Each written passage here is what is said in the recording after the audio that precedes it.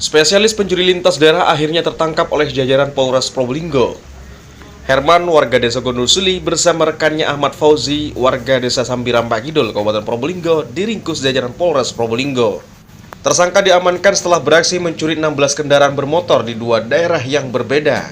AKBP Ferdi Irawan, Kapolres Probolinggo, saat konferensi pers di halaman Mapolres Probolinggo mengungkapkan 16 kendaraan roda 2 dicuri oleh kedua tersangka di 15 tempat. 5 TKP berada di wilayah hukum Polres Probolinggo dan 10 TKP lainnya berada di wilayah hukum Polres Situbondo.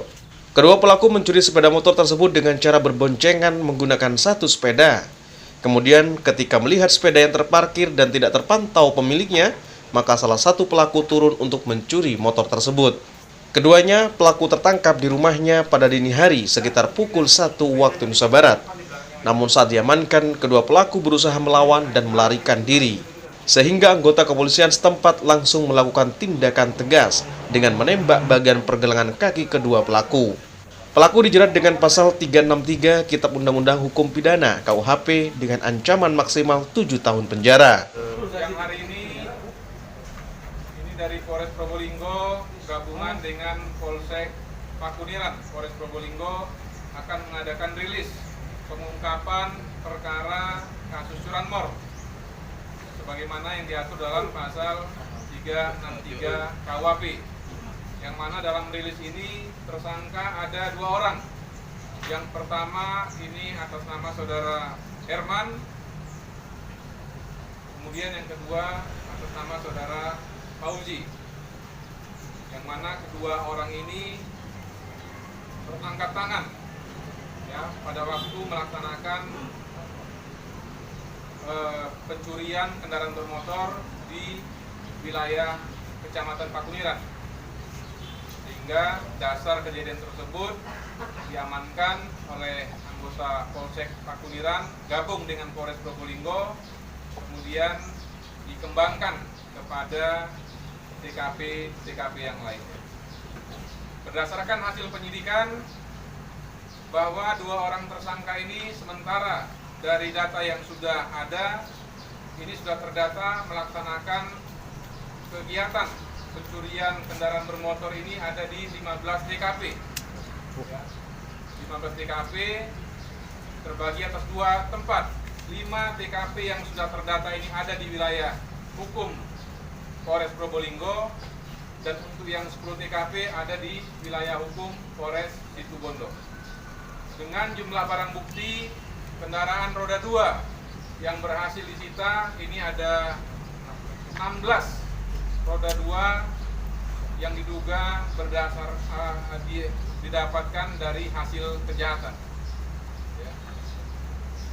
Dan ini masih sementara akan kita kembangkan kepada TKP maupun jaringan pelaku yang lainnya, karena ini cukup besar dan 2 orang inilah yang selama ini banyak melakukan kegiatan pencurian kendaraan bermotor khusus roda 2 di berbagai tempat di wilayah hukum Polres Probolinggo.